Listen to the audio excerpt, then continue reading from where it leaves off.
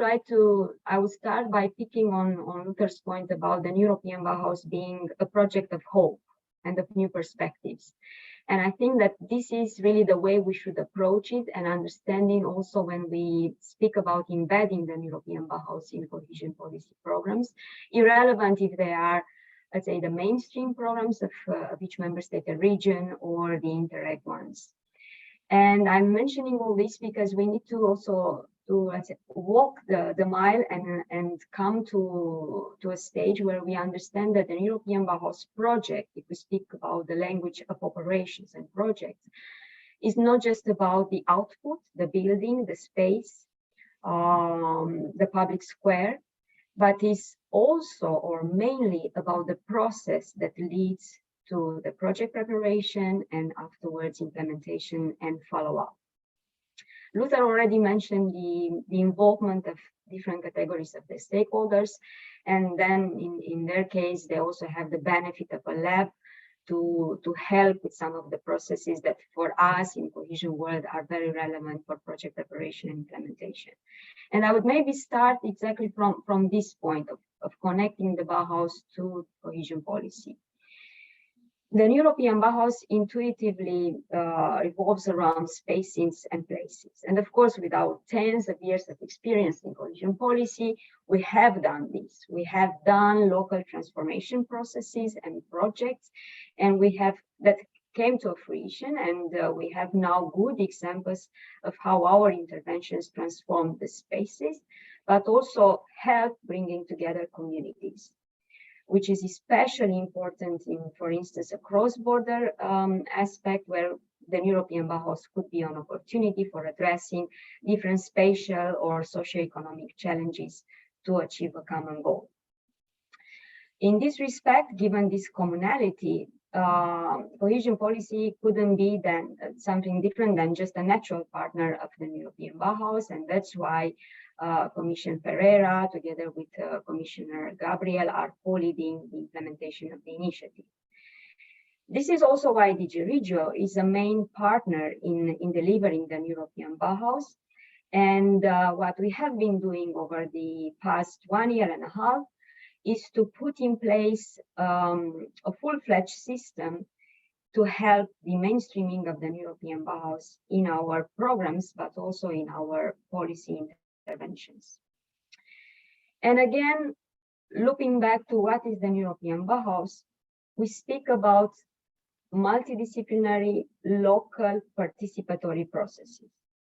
As Luther mentioned, is about bringing together the citizens, the ultimate users and beneficiaries of our interventions, the different types of expertise, whether we speak about urban planning, architects, designers, environmentalists, specialists in behavior, and all the challenges that are related to, let's say, to improving the quality of experience in our spaces and buildings. And not only consulting them, but making sure that their voices are heard and taken into account when we prepare a project. If I take the simple example of an investment in energy efficiency that together with colleagues we often use in terms of explaining the novelty of the European Bauhaus approach versus all the other, let's say, standard interventions that we have pursued up until now. So again, going back to thermal insulation of a building, we can do what we have been doing up until now, and with great success. We can go for deep renovations. We take the latest technologies. We put also nice colors on the walls of the building. But most often, these type of projects have been prepared, for instance, by local municipalities, taking into account the expertise of the different types of, let's say, sectors and experts who could deliver on a technical project, but not necessarily taking a step back and, let's say, spending some time in discussing the ultimate use and, let's say, the improvement in the quality of life with the users, with those who live in those buildings, or by bringing together other types of expertise that would have provided, for instance, advice on how to also improve the, let's say, or to bring more nature-based solutions in the thermal rehabilitation process, or by, for instance, extending to renovating or improving public spaces around that building, to have a neighborhood approach and to bring some community spirit or activity around one single operation. And this is just one single example. We can extrapolate and refer also to other types of interventions that naturally echo the European Bauhaus approach, whether we speak about those under policy objective 5, so the urban territorial development and approaches, but also notably related to cultural heritage or tourism or social housing, just to give a few examples. And this is what we try to achieve. We try to, let's say, take our time and invest enough in terms of quality and capacity to prepare this at local level in a participatory multidisciplinary approach. Then the question comes, do we always have the let's say, thematic expertise that we preach so much for? Well, truth is that this is not, let's say, equally shared or spread across all European territories, and not only European territories. And that's why in DG Regio, when we started thinking about how to deliver the European Bauhaus, we tried to build two main blocks. The first block is about convincing you, let's say, member states authorities in general, managing authorities, managing bodies, intermediary bodies, but also municipalities and all the other stakeholders that are not necessarily linked to the public sector or to directly involved in the implementation of cohesion programs. So to convince you that the European Bauhaus is an opportunity for cohesion policy, is an opportunity further to our programs to implement your local or regional or in general territorial or socioeconomic development strategies, because it brings this element of participation, of ownership, and it also brings this triangle of focus on sustainability, which is absolutely important, especially those days, of inclusiveness, which spans from making sure that different groups are well represented, to affordability and the quality of experience, which is, let's say, our translation in cohesion policy of beauty and aesthetics that are framing the triangle from the very early days of the presentation of the European Bauhaus. And the, let's say, ultimate proof of the opportunity that European Bauhaus represents for cohesion policy is concretely translated in partnership agreements and programs. And up until now, we were very satisfied to see the great interest of member states across the board. And we are reaching almost full coverage of Europe in terms of direct references to an European Bauhaus in the versions of partnership agreements that have been officially submitted, some of them already adopted, or they are still under discussions between Commission services and member state authorities. Further to partnership agreements, which are, of course, the overarching strategic documents framing the use of cohesion funds, we have the programs. And this is the closest, let's say, operational level where we can have not only commitments or references to these programs contributing to the European Bauhaus whenever relevant, but also explicit reference to the European Bauhaus under the different policy objectives or priority axes of the programs. And in this respect, I just want to congratulate both member state authorities or authorities in general and colleagues for having went that far and having that level of clarity, because it offers already a proxy to the world of beneficiaries to understand where they could tap into financial support to bring their ideas to concrete projects. And this is the framework. Once we have these framework conditions with partnership agreements and programs clearly mentioning a potential contribution to the European Bauhaus, we will need to think about the next step, which would be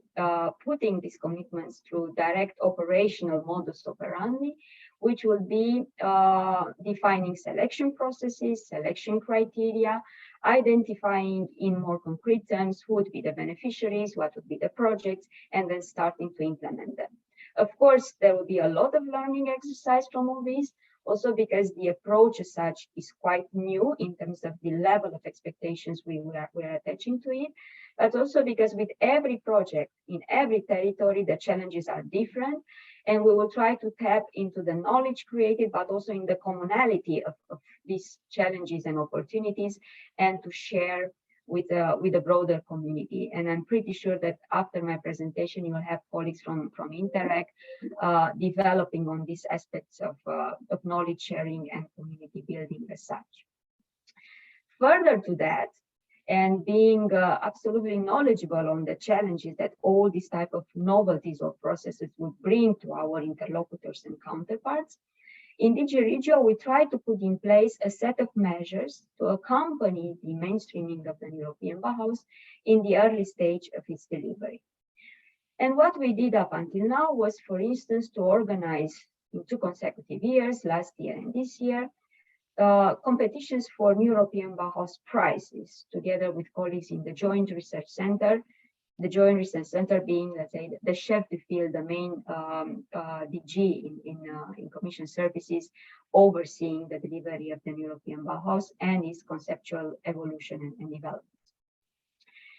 And we did this in order to grasp what is already there. What are the good examples that could serve as inspiration also for our programs, to give us a concrete, let's say, definition and translation of how the 3 principles of the European Bauhaus can be translated in practice, but further to concrete examples that are already realized, that are implemented and have their benefits accomplished, to have new ideas, fresh ideas, and especially fresh ideas coming from the younger generations. And we opened a special category for, let's say, people below 30 years as age, exactly with the purpose to tap into their creativity and to use, at the end of the day, these very good examples, and hopefully to materialize them, also part of them, through our cohesion programs. I warmly invite you to visit the website of the European Bauhaus prizes, where you have already a good selection of finalists and winners of last year's edition. And I also invite you to follow this year's winners and finalists, because the ceremony is just about to happen. We will award these prizes next Saturday during the European Bauhaus Festival, which will be organized here in Brussels for the very first time, and which is a corollary of all the activities from the different communities across Europe on the European Bauhaus. You will find there examples that are not necessarily linked to cohesion programs, but luckily we saw already in the finalist list projects that come with ERDF co-financing behind them. And further to that, we saw also many applications coming from Interreg projects and really qualifying us as the top in terms of quality of application, which shows that even if we do not look necessarily for the best ERDF co-financed projects in terms of giving good illustrations of existing European Bauhaus projects, we reach out to them just because they are very good, and they also receive very good appraisal, not only from external experts, but also from the general public as such, that contributed to selecting the very best and the winners ultimately. Then, because we speak about municipalities in general, and we know that municipalities also struggle, for instance, in finding the multidisciplinary expertise that is needed to prepare this comprehensively, and to have the, let's say, the different angles brought together in full compliance with the new European Bauhaus imperatives and principles. We opened a call to offer direct technical support. We hope to cover around 20 municipalities in Europe. The call just ended this Monday, and it was oversubscribed. It went beyond our expectations in terms of number of applications received. Now we are just going through the very first checks of admissibility, and then we will run, of course, the qualitative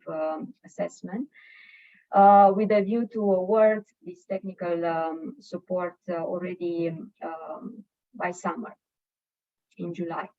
The idea here is that we will be sitting together with these 20 municipalities for 1.5 years or so, bringing ourselves as European Commission this multidisciplinary expertise, trying to incubate European Bauhaus projects, but not necessarily with the aim to make them financeable the next day, which of course the municipality would pursue as an effort themselves, but rather to have this as a learning experience, sitting together with municipalities to understand what are the challenges, how this local co-design processes are taking place in different geographies, in different territories, with their different challenges and opportunities. With a view also to develop a so-called toolbox, bringing together practices, examples, recommendations that would be useful and handy support for other municipalities and other beneficiaries in general that would try to implement European Bauhaus projects. So stay tuned and make sure that you are benefiting from the knowledge that comes from this type of direct hands-on involvement and engagement. We also thought about rewarding those who would have the most ambitious approaches in order to implement the European Bauhaus. And here I speak to those who are already knowledgeable about the urban innovative actions that have been already implemented throughout the 2014-20 program period. And I want to inform you that the very first call under the new generation of urban innovative actions will be dedicated to the European Bauhaus. We just had yesterday a discussion with our commissioner to, agree on the main parameters of this upcoming call. And the expectation is that together with the selected entity that we entrusted with managing the urban innovative actions, we will be ready to launch such a call already in September this year. The difference between the technical assistance and the urban innovative actions is that in the latter case, we are providing direct support in terms of grants to concrete projects that will also have an infrastructure component. So it's not just the soft support, it's also the materialization of the intervention as such. And this will aim at, bringing to life innovative approaches. And when I mean innovative, don't think about breakthrough innovation, something that has never been thought about in Europe. Of course, we also aim at doing that, but it's also about the change that is relevant for the local, context, whatever local, original, or cross-border can be defined as being relevant for you.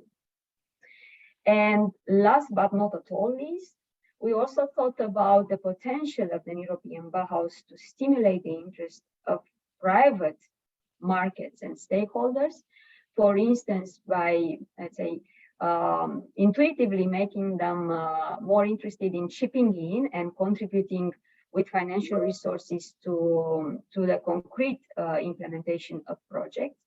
And with this view, colleagues here in the DG Regio, together with the teams in the European Investment Bank, have developed a so-called off-the-shelf, a model that can be just taken as such and used by managing authorities in order to pledge contributions from our programs to a financial instrument that is there to support the implementation of the European Bauhaus. Again, each instrument comes with its features and novelties. The benefits of this model is that it allows a combination of grants plus loans, and the grant component can be used for many different purposes. For instance, for supporting the local co-design processes. So for, we allow the financial contribution to be there and assist with this more complex and sometimes more complicated part of the project preparation. But it can also allow for modulating the intensity of support to cover, for instance, more support for social housing, if this would be the wish of the project promoters, so on and so forth. I just gave you some examples to show that we try to put in place a model that caters not only for the investment side, but also for the technical part behind the project preparation or implementation, or for more sensitive elements of these processes. And this is just the beginning. It's just the beginning because many of these measures and actions, as I already mentioned, take place right now or are planned to kick off in the very next months. Their implementation instead, of course, will pay outputs and results in the coming months and years. And we do this, again, with the purpose to learn together with you, with the wider community, how to best translate the European Bauhaus in our programs, but also how to best support you in your endeavors and ambition in delivering this initiative through cohesion policy. I would maybe end by highlighting again the importance of knowledge sharing and the particularity of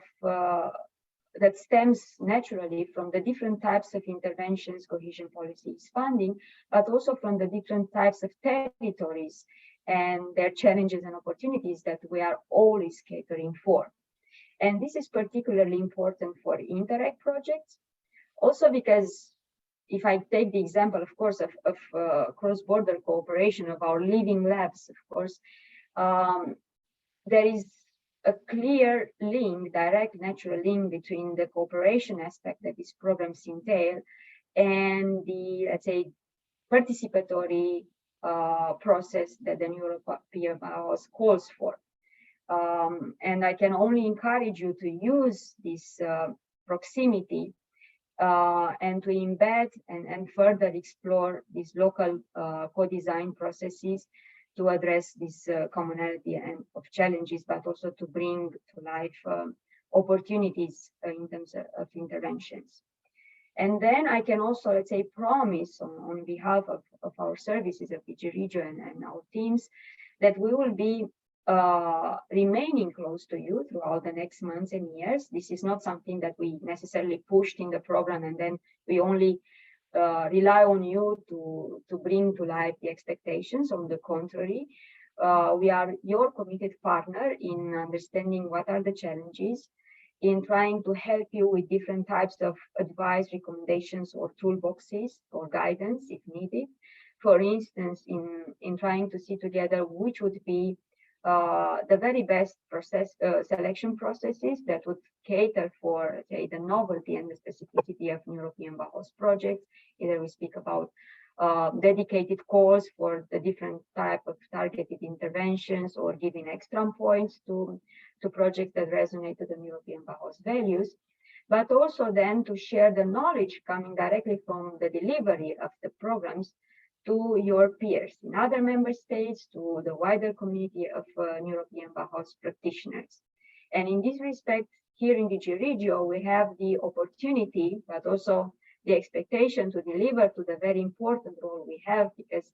if indeed all the programs, not necessarily the partnership agreements, but mainly the programs that include commitment to contribute to European Bauhaus, who deliver on this commitment, then of course across Commission services, we will be one of the main contributors to the delivery of the European Bauhaus, and there will be a wealth of knowledge and lessons learned and good practices coming from our programs. And this will be the ultimate objective to make sure that we are bringing together all this knowledge, that we can create networks and we can diffuse, let's say, the outcomes of the European Bauhaus in order to help advancing with the initiative and its delivery in the next years.